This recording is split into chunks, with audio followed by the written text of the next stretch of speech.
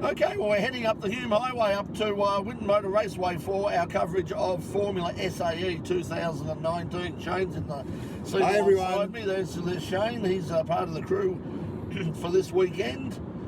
We're running a little bit late as usual. You know, Melbourne traffic, and I took the wrong turn somewhere. You'd think after all these years of coming to Winton, I'd be able to take the right bloody turn. But anyway, never mind. We'll get there. Better to be safe and sorry. We're not rushing. We're taking it nice and leisurely because once we get up to Winton, all the hell will break loose.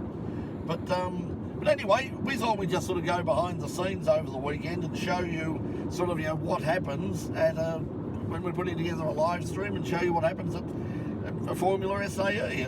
It's a great competition. I've said before, it's probably one of the most fun things we do. So if you're interested, stay tuned, and we'll sort of drop in and out. But in the meantime, I'll concentrate on my driving so I don't run this hire car into the back of a truck somewhere. And in the meantime, stay tuned, and as they say in the classics, and we'll see you soon. Yeah, enjoy the show. See ya. Bye.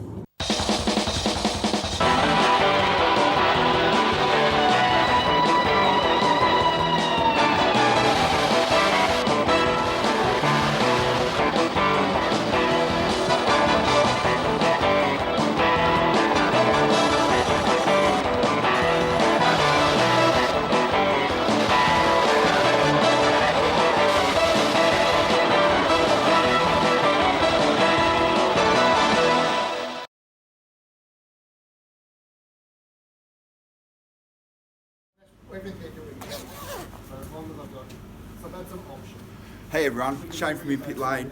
We're now up in the media booth upstairs, and the boys are just going through how we're setting up all the sparks and everything, all the Wi-Fi, everything like this for us to stream over the weekend. Just going through technical stuff. We've got all the equipment across all the benches over here, as you can see, coming right round. We're just setting up all the MacBooks and the laptops over here. But yeah, we're just showing you some of behind the scenes, and in about 5 minutes, we'll be taking you downstairs.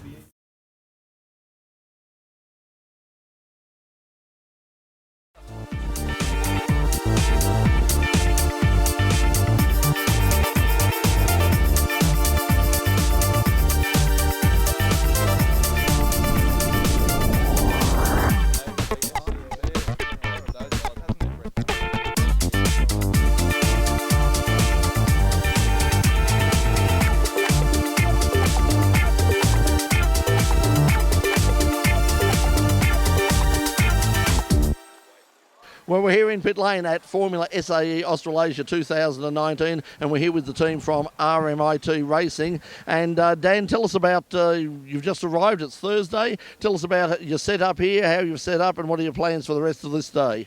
All right, so we've just set up here in the garage behind us, got the car out, we've gone through our mechanical scrutineering, found a couple of little bugs, but we're about to head back there and have them all sorted out. So by the end of the day, we should have all of our drivers egressed and have ticked off everything we can achieve today. And then tomorrow we've got to go in, finish off the rest of our technical inspection, and then we're into the statics and the events. So tell us about tomorrow, tell us about Friday, because obviously we're live streaming over the weekend and we know what happens out on the track, but sort of it's a bit in this competition, it's a bit of a hidden side of Formula SAE, but it's a very, very important thing what's happening tomorrow. Tell us first about, with the car, the static events. What sort of thing will you do tomorrow? So it really is a whole engineering competition, not just a race day. So tomorrow we've got a range of events, from like a business presentation where we plot like a mock business case and try to sell the idea. We have a design event, which is a very large one, where we have to go in front of the judges and justify the engineering design that we've done. And a cost event, so we have to justify how we've used our resources and the expenditure required to produce the vehicle. So all of those will get ranked on, and then we receive scores against the competition. And then, of course, as you mentioned, the static events as well. Tell us about what you're doing there, because there are actual things that you do with the car tomorrow as well. Yeah, right. So with our design event, we will put the car into the sheds, and we'll tear off a couple of bits and pieces in front of the judges to show them exactly what we've done. There's a few things we have to do to pass our technical inspection as well, such as a tilt test. So we'll tilt the car up to 60 degrees and make sure nothing goes wrong. And then we have to do a noise test to check the noise of the motor, and a brake test to ensure all the braking systems are working properly as well. Okay, and then of course the weekend starts off with the acceleration test. Tell us about the car this year. When you go to the presentation tomorrow, particularly with design, what's changed about this car from the one we saw last year? What are the main features you'll be telling the judges about? So literally everything on this car is brand spanking new. Nothing's really been carried over except for the general concept. We're still with a cut and fold monocoque and a space frame, but the geometry of both are unique. We're running with the KTM LC4 690cc motor. We've got a totally new exhaust, totally new intake, totally new VD and suspension system. So we've had it out testing and it's looking pretty quick, certainly a lot quicker than last year's car. So we're pretty excited to see what this weekend brings.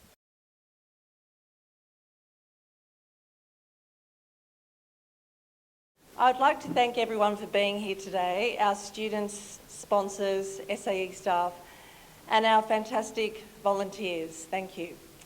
My name is Angela Kreptic and I'll be your MC over the next couple of days. It should be a great weekend. We have 31 teams registered with about 700 students taking part in this year's event. I'd also like to welcome and acknowledge the overseas teams, which includes Tokyo Denkai, Honda Technical, the University of Auckland and the University of Canterbury, as well as NED from Pakistan, and of course VIT from India. So thank you and welcome to Australia.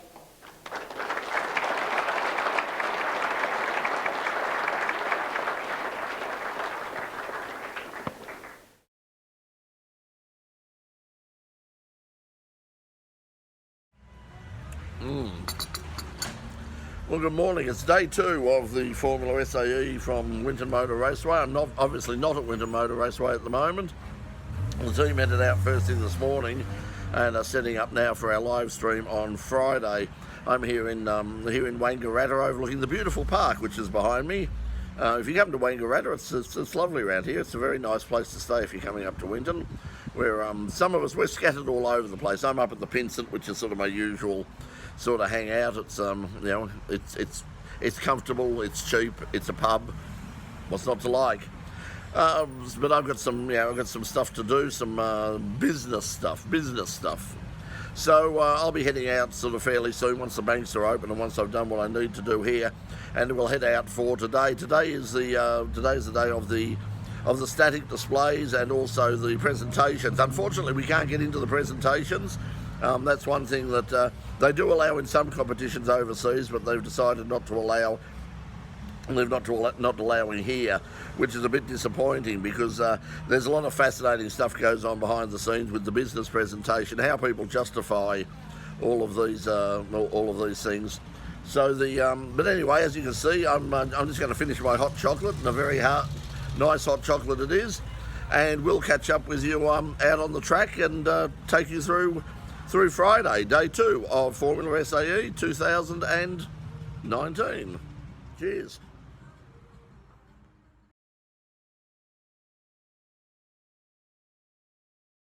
Okay, well, so we're heading over and we're going to chase up these VIPs. We found out that VIPs walk very fast. It's the secret to their success, apparently. Just heading down here towards the pits here. Adrian's just discussing with the VIPs, which Jace, I'll get you to switch around in a second. And pan, that's it, pan across. And we're going to get a little bit of insight. So it's great that we'll be able to provide this for you today because the teams are all preparing their cars. Some of them only just arrived yesterday morning. They've had to boat them across any way, shape they can get them over here. And so there was a lot of last-minute preparations going on within the garage yesterday. But anyway, I'll give the mic back to Brett, and he can go across and he can get something off Adrian, and he can talk about the intricacies of it. So you can see the guys from the University of Adelaide who are showing people their particular car. So they've obviously got a lot of work to do after scrutineering yesterday, and to get ready for the various competitions today. But this is sort of pretty typical of what you'll see on Friday. People turn up on Thursday with all sorts of good intentions, and then they go through scrutineering and find out there's, you know, they might be major things, they might be little things as well, but either way they've got to be fixed. Last year we came in with the goal to make the car work and simply turn a lap in each of the dynamic events, and we achieved that, which was great. So this year's aim now is to be within 125% of the fastest time in each of those events this year. Hence, while retaining a similar package, we're focused on packaging, reducing weight, making it reliable, getting more testing and tuning under our belt so we can go faster. I've been one of the judges, so I've been privileged to hear quite a few of the business cases for a number of the teams, and we'll carry on doing that this afternoon. I am absolutely stoked by the quality of both the presentations but the research people are doing and their understanding of their market and the business behind the development of these vehicles. So I'm a bit disappointed they're not racing for us today, but I understand that's not their priority. And I've been really impressed with just the expertise of the students with their ability to apply their learning into what will be a business marketplace for the future. You mentioned the business presentation for Formula SAE Australia is a little bit different for some of the Formula student competitions overseas. They're very open. Here it's very much a closed shop, so we don't see much behind it. What are you looking for when the teams come and talk to you? What sorts of things are you looking for? It starts with the practical aspects of how the students enter the room. Can they use the technology? Are they coordinated to present and to pitch their business case, which is what you'd expect when these people go into the business world. No one wants somebody stumbling over how to tell them what they're there for. So it's all of that initial presentation, their professionalism. Then it's down to their understanding of their machine, their technology, why they're different, the market that they're aiming for, what they're bringing to market, why are they different, why are they competitive. We take on the role of being virtual investors in their product. So they have to convince us that they are worthy of our money more so than the next person. The Australian, here they come, and they're marching. It's prior, you know, it's just absolute precision. Academy Racing is on the hats. There they go. Racing's looking all pumped for the I'm feeling far more secure already. These are the people who are defending us from the horrors of evil communism. This event's been running for 20 years, and the Australian Defence Force has been here for a lot of that, and they're great sponsors and supporters of the event, and it's great that they've come along and brought some of their vehicles down in here and shown a bit of representation, and it's getting a fair bit of interest. So I've kicked all the people away, just kicked them to the curb for a minute here so that we can have a look at this beautiful turned out Mercedes here. Harlan, thanks for coming on down here to Formula SAE today, and what have you got here in front of us? So this is our G-Wagon. This is our general service vehicle. This is what we call a panel van version, so it's predominantly used for signals, so we'll have a team of signalers in here, and this is our general service vehicle. That's what GS is. It's a 3-litre V6, it's a modern vehicle. We've had this in service for about 4 years now, and this is essentially our workhorse. Excellent, excellent. It's a bit of an upgrade from the old MASH days when the Jeep used to run around, isn't it, I suppose? Yes. Prior to this we had the old Land Rovers, and we had them for nearly 30 years. Excellent. And you've been here before. It's great that you can come along here, and you must be proud to come to this sort of event. I think this event's fantastic. We're here to support the Defence Force, and also possibly anyone that is interested in jobs that we have. But we also have a team here as well, Australian Defence Force Academy, so our engineers and personnel from the Academy in Canberra are here, and they've got their own racing team as well. So they do, and they're heavily represented. You can't miss them because they're going around in the, I think it's the urban gear that they wear from the waist down, isn't it? Yeah, you could miss me because I'm camouflage, but... I suppose if you want to hide, you just blended the same colour as the Merc here as well, though, too. No, we're really glad to have you. We're going to have to love you and leave you and move on to some of the teams, but I just thought we'd just do it a grab, and it's fantastic the Australian Defence Force can actually come down here and be part of the whole SAE, because some of the technology and the things that they do and the development that the teams, not only just yours, but the other 30 other universities and campuses around the world that come here, all contribute to what you're leaning on right now, doesn't it? Yes, certainly does, because we've got some pretty high-tech pieces of equipment here within the Defence Force, and these guys are the next generation of engineers. So.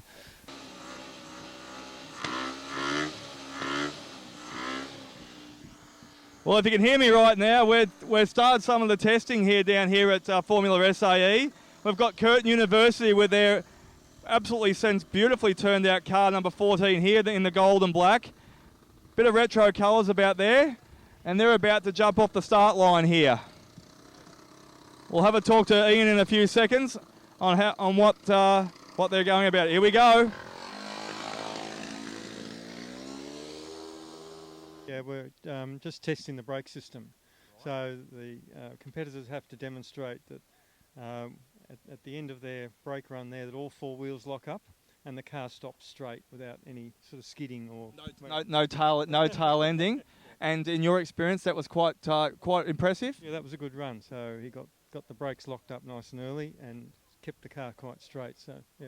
Can you just tell me how far between this line and those witches' hats up there is the distance? About 30, 40 metres or something, is it? 50 metres, is it? And that obviously that's a time. Curtin University, they seem like a strong entrant. You said that was their second run.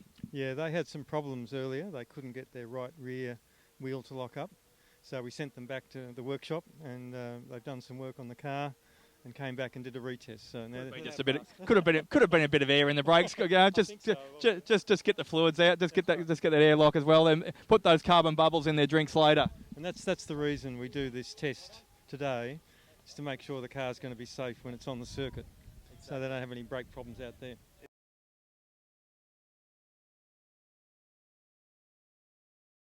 Okay, well, it's stupid o'clock in the morning, Saturday morning, and it's day 3 of Formula SAE Australasia 2019. We're about to head off to the track and try and get everything ready for a live stream in less than 90 minutes. We've got to sort of have everything in place before the track gets closed. Gates don't open till 7, so we're just got to be there pretty much straight away on that. Pretty much on as soon as they open. I've had about 3 hours sleep for the last 2 days, and it probably shows. Yesterday was pretty hectic. We ended up sort of doing a telethon, which we hadn't planned on doing a telethon. We were asked to do a few interviews by the SAE, the organisers of the event, and we sort of had the bright idea, we could possibly do that live, stream it live. It turned into sort of, on about 60 minutes notice, it turned into a 2-hour live show, which wasn't planned. We sort of got there and said, how many people have you got? And there was an army there for us to talk to. So we just, between Doc and I, we just sort of tag teamed and, as per usual, made it up as we go along. Anyway, let's head out to Winton.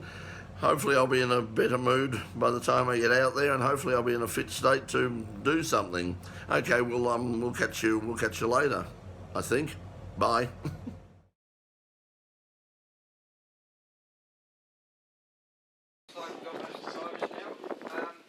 First of all, I'd like to thank you all for coming along, and I hope Sean, who is the event captain for acceleration and motocross, he'll run through a few of the items that he just wants you to be aware of. You guys want to have a chat, make sure you've had a chat with, say, myself or Jim, and we'll make a decision. Regarding the unlimited...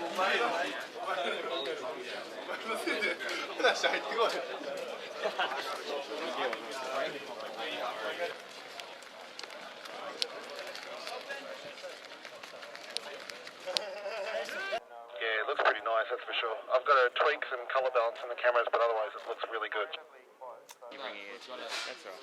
That looks so good. Jason, just keep repeating the same thing. Tweaking the cameras, so if you don't hear from me, it's because I'm adjusting the other camera.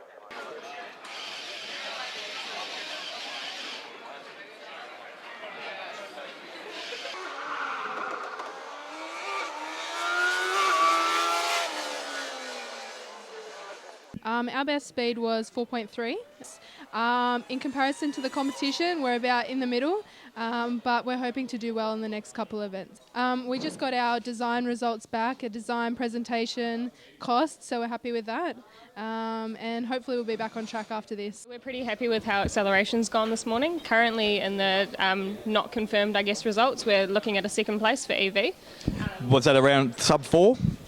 Yep, so that's a time of around, I think, 3.85. Congratulations. Thank you very much. So, yeah, looking pretty happy for that and getting ready for skid pan. So hopefully we can set some quick times and, set maybe fingers crossed for a sub 5, but we'll see what happens. Sounds promising. Have you got any other results from some of the presentations yesterday back as well?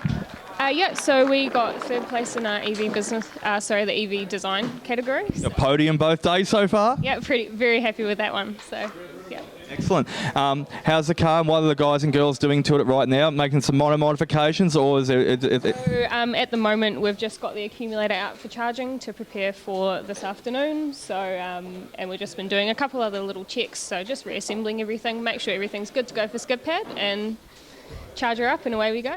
Well, it's not the end of the day here at Formula SAE Australasia 2019. The action out on the track is finished, but what's happening behind me right now is there's an industry networking night, an opportunity for all these exciting young talents in the world of engineering and development to basically get together with a lot of the companies that will employ them into the future.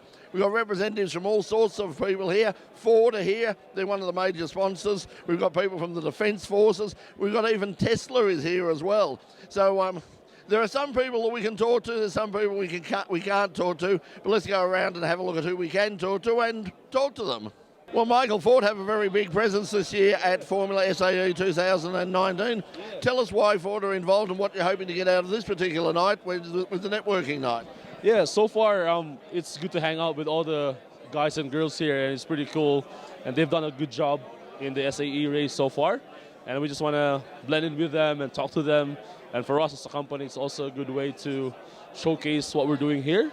And hopefully we can also attract good talents from here, because these guys has really fantastic job. So tell us about with the sort of the changes in the Australian motoring industry. I mean, we had a very vibrant industry of manufacturing for many, many years. Now that's gone. Yep. Are there still opportunities for these young people to get involved in the industry?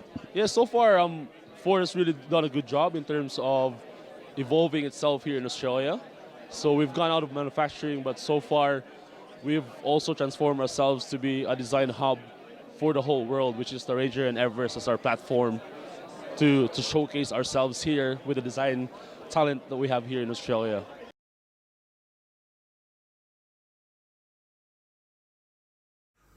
One of the reasons I'm doing this sort of behind the scenes thing, and whether this sees the light of day, I don't know, but it's probably to try and remind myself this time next year about what we go through when we do this every year, or what I go through to do this every year. It's incredibly stressful. I mean, we had a lot of stress yesterday. There were a lot of arguments. There were a lot of just a lot of stress. We nearly lost we nearly lost a couple of crew members. It's a tough gig when you're trying to do this without any sort of real budget. And with a volunteer crew. I mean, but that's what RMITV and that's what In Pit Lane is all about, by giving people sort of an opportunity to do this sort of thing. But it does come at a cost, both physically and mentally. And right now, I've had about once again last night I had about 2 hours sleep. I've probably slept about 5 hours since last Wednesday, so I'm feeling. If I'm looking really, really worse than normal, and I know that's a big call, trust me, it's a package. I feel terrible. It's about 5:26 in the morning. Sun's just come up. I'm just about to head off to Winton, and we're going to do day 3. I'm sure it's going to be very exciting. It's going to be full of all sorts of problems. But anyway, stay tuned and let's see how it went.